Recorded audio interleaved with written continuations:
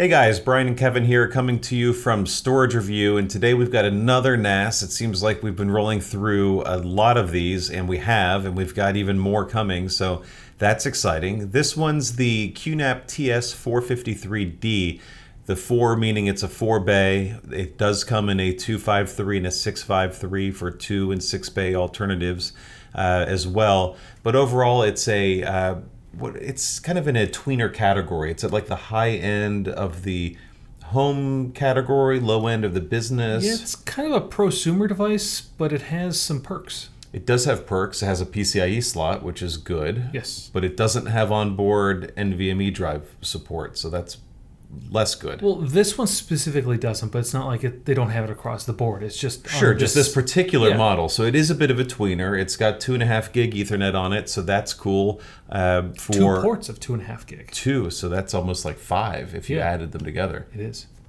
Look at that. Public school math coming in handy. But the 2.5 is something we've talked about before. We've seen it in other QNAP devices before.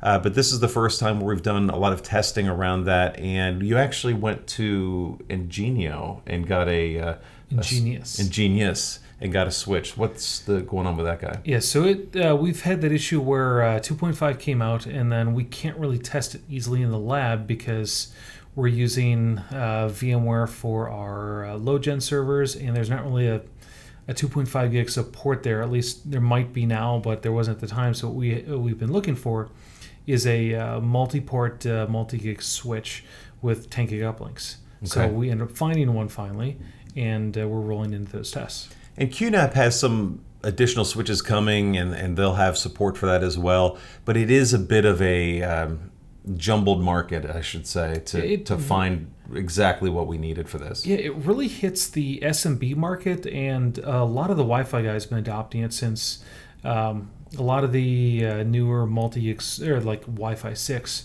it's above 1 gig, but it's still well below the threshold of where you need a 10 gig port. Right. So no one's going to do like Power Ethernet for 10 gig yet. But now you still need not at current prices. It'd be able to power your your surveillance camera is a tad expensive on 10 gig. Yeah, so the multi-gig fits in that market. It's not entirely into the enterprise space yet, but I think it works pretty well.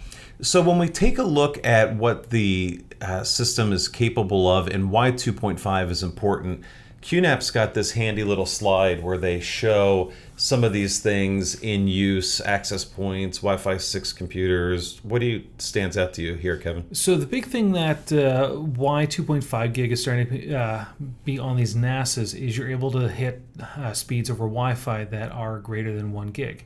So you have this natural conclusion like, hey, well, the NAS doesn't want to be the bottleneck. And in fact, you really don't want the NAS to be the bottleneck in your environment. So it's starting to support higher speeds, your computers. But one odd thing that you don't see in here is there's no servers. It's a lot of home computer equipment. So there is kind of that realm where it's really fitting the media professionals, the home environments, or the home media guys, and not really enterprise yet. But no, some small offices and that sort of thing. And we'll get into actually a couple good use case, or at least one really good use case for 2.5 gig beyond the sort of the standard. Now, when we take a look at the system itself, it's got, as we look at the front, it's in the lab blinking away. It's alive. What do we run in there? 14 terabyte RAIDs? We have 4 14 terabyte RAIDs in a RAID 6 configuration, so nothing too crazy, but still a range where we're going to see performance in our multi-gig tests. Where's its shiny door? It's off. So is it lost? No, it's sitting on top. Okay. It just looked, I don't want to say boring, but you couldn't see what was inside with the cover on. So all right. Well, you can see the 4 drive caddies, so that's good. What about the magnet? Does this one have a magnet that you enjoy on the cover? I think it does, yeah. And then upper right, we've got the power button, down the blinkies, we've got drive activities, network activity, that sort of thing. And toward the bottom, we've got the USB port, and that last button, that's one of their turbo copy, dump everything onto the thing. So for when a appropriate drive is connected, you can draw the data off and move it onto the NAS. And instead of flipping it around while it's operating, I grabbed this back photo from the review. And so the important things here, PCIe card slot in the top, so you could do 10 gig if you wanted to, or slam some NVMe drives in there, or whatever you want there. I was looking at this and I was thinking about that Kensington lock slot. I guess people still use those, but if this was full of hard drives, that's enough velocity and weight where you could you just rip that thing out of the... Probably, but I think it's more of a maybe it's to help secure it where it's not pulled and start unplugging Ethernet wires, but I'd say they're used more as probably a stupid deterrence than as a theft one, because no one really thinks that it's going to prevent it from being stolen, but it might help it from being moved. All right, we've got an HDMI port, as you said, 2 multi-speed ports, which gets us the 2.5 gig, a bunch of USB, and the power supply. Is it inside nice and tidy the way you like it? No, it's out.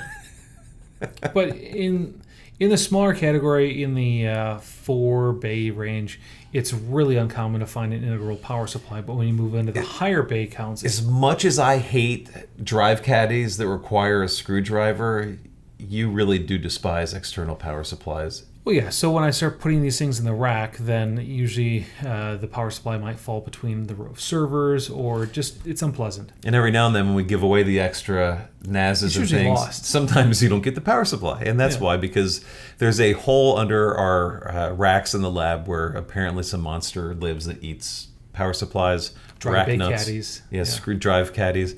Yeah, that one time we had to give away that server because we couldn't send it back because it was missing a drive caddy. But we ended up finding it eventually. Yeah, we gave away the server, then we found the caddy. All right, let's take a look at what we've got from the performance standpoint. We're not, again, with just 4 hard drives, not expecting a ton here, but you did find a couple spots where even with 4 hard drives, the 2.5 gig helps out. Yeah, so now in the 4K test, these are more, you're looking at 4 drives in RAID 6, you're not really going to get any... I would say hero numbers. If you were running SSD cache inside or tiers, it would be a lot nicer. So the throughput and average latency for 4K is going to be roughly average for where you're going to find a 4-bay NAS. But when you start looking over the 8K sequential, that's where it gets kind of fun. So for iSCSI, especially iSCSI, right? Almost 72,000 IOPS, that is over the range of where you'd be able to see for 2 1 gig ports, for example. So 2.5 gig helped in that scenario. Not as much on the SIF side, but you're not going to hit all of the numbers across the board, especially for just hard drives. For the 8K 7030, again, you're looking at more of where you're seeing performance for hard drives, not really the multi-gig interface. Right. But when you get to the large block sequential stuff, though, it gets pretty fun. We've basically been able to max out the 2.5 gig ports, which were probably in the realm where if we had a little bit faster connection, maybe use that open PCIe slot for 10 gig, we'd be able to get higher. But if this thing only had 2 1 gig ports, you'd be looking at a lot less speed. Well, yeah, you'd be at 2 versus 5, so what is that? Maybe like 220 megabytes 40% per second. of whatever these numbers are? Yeah. Yeah, so it is interesting, and we talked about use cases. So if you think about these large block sequential reads and writes, I guess you've got some big file transfers. If you're working in media and entertainment, and you're working on a file and then you push it back to the NAS or whatever, that's one thing.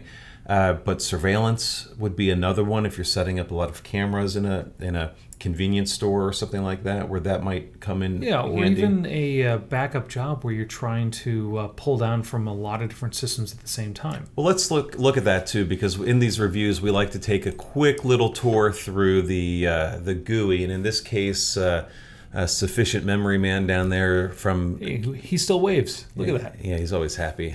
For some reason, his happiness angers me. Yeah. But so we see in QTS in the QNAP, what are you looking at here? So this is the network screen, and this could be considered the hero shot for the platform. We were looking at 2 ports, both connected at 2.5 gigabits per second. Wait, that's the hero shot for the platform? It depends on, because the first time I powered this thing up and we had a switch in place that I didn't realize was just multi-gig on one port, we looked at it and it was just a sad 1 gig per port. I know we probably shouldn't talk shop in the middle of the video, but if this is the hero shot, why did we not put it in the review?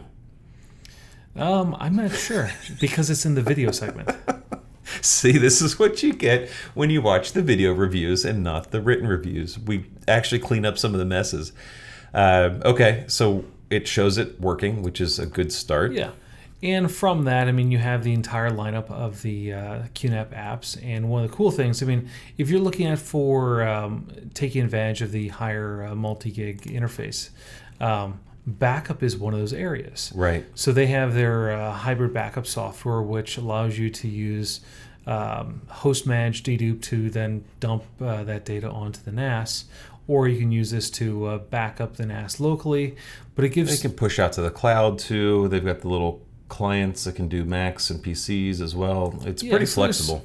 It's a pretty useful application, and I'm not sure how much of this you'd use on like a 2-bay, but Right. when 4-bay and start incrementing up, and then you start moving up the QNAP portfolio, you start to get a lot of options. But I mean, even if you look at the 4-bay, where our 3.5-inch drives maxing out now, I mean, that's a lot of storage capacity. Yeah, 18s, reds were 18 this week, purples, or maybe even 20. Seagate's got the Iron Wolves up to these 18s at least. I mean, It's there's like 32, 36 terabytes in RAID 10, or Yeah. even like it gets pretty fun.